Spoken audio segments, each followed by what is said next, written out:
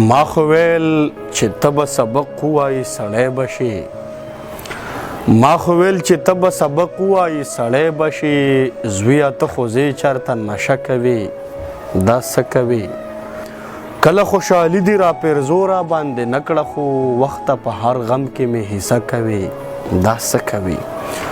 د سیاد صاحب د شعرونو نه وروسته دغه شعرونه د یو بل ملګري دي چې د کافرې ښځې لورې نور وبال دی،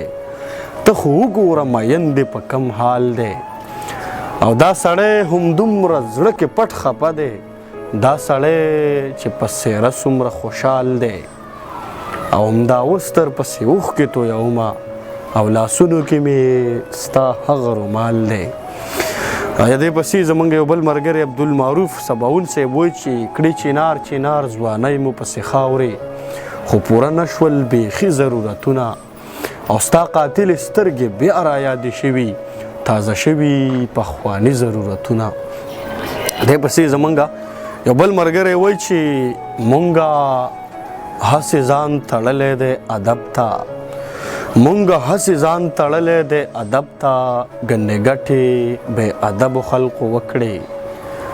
او افغانان یو بس تش ستونزو له پیدا یو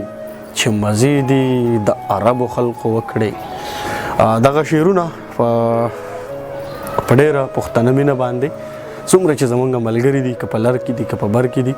که په هر هېواد کې دي که په هر ځای کې دي، که په هر کلي کې دي که په هر ښار کې دي، که په هره کوڅه کې دي او که په هر ځای کې دي، او زموږ دغه غږ اوري هغې ته ټولو ملګرو ته په پښتنه مینه باندې ډالۍ.